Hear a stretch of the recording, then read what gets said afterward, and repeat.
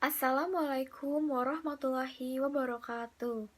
Saya Titi Rosmiati dari Prodi D3 Farmasi, Poltekkes Kemenkes Tasikmalaya, tingkat 1 kelas B. Protokol kesehatan COVID-19. Kita perlu memiliki protokol kesehatan yang jelas, sederhana, dan mudah dipahami. Protokol kesehatan penanganan COVID-19. Protokol inilah yang dijalankan tenaga kesehatan di lapangan dan perlu diikuti masyarakat. Siapa yang berpotensi terpapar virus corona? Orang yang memiliki riwayat perjalanan 14 hari yang lalu ke negara dengan transmisi lokal COVID-19 atau merasa pernah kontak dengan pasien terkonfirmasi positif COVID-19. Apa yang perlu dilakukan jika memenuhi dua kondisi tersebut? Bila Anda merasa sehat, maka dianjurkan karantina mandiri di rumah selama 14 hari sambil memonitor kondisi tubuh. Bila Anda merasa tidak sehat atau timbul gejala, segera lapor ke petugas kesehatan atau hubungi Hotline Center Corona 119 untuk mendapatkan rujukan pemeriksaan ke fasilitas layanan kesehatan. Gejala apa yang perlu diperhatikan? Demam melebihi 38 derajat Celcius, batuk atau pilek, sakit tenggorokan, sesak atau gangguan pernapasan. Apakah perlu langsung datang ke pelayanan kesehatan?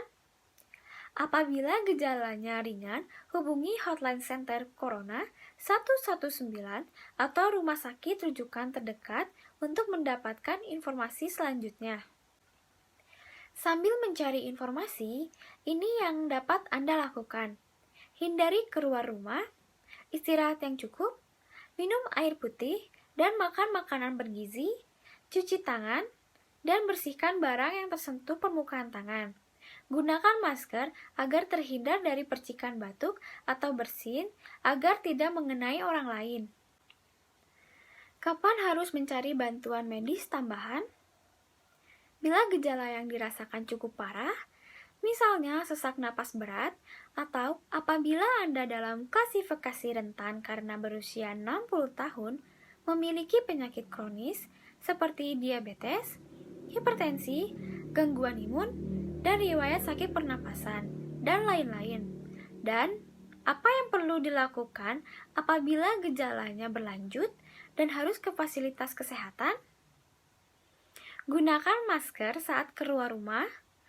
Praktikan etika batuk dan bersin yang benar dengan menutup dengan sikut atau tisu. Hindari penggunaan transportasi publik. Bagaimana tahapan screening pasien di fasilitas pelayanan kesehatan? Sebelum memberikan perawatan, tenaga kesehatan di fasilitas tenaga kesehatan akan melakukan screening. Jika tidak memenuhi kriteria pasien dalam pengawasan atau PDP COVID-19, maka akan dirawat inap atau rawat jalan. Jika memenuhi kriteria PDP, maka akan dirujuk ke salah satu rumah sakit rujukan didampingi oleh tenaga kesehatan yang menggunakan alat pelindung diri atau APD. Di rumah sakit rujukan, spesimen pasien diambil untuk pemeriksaan lab dan pasien akan ditempatkan di ruang isolasi. Spesimen dikirim ke Badan Penelitian dan Pengembangan Kesehatan atau Balitbangkes di Jakarta. Hasil pemeriksaan pertama akan keluar dalam 24 jam. Jika hasilnya negatif, pasien akan dirawat sesuai dengan penyebab penyakitnya.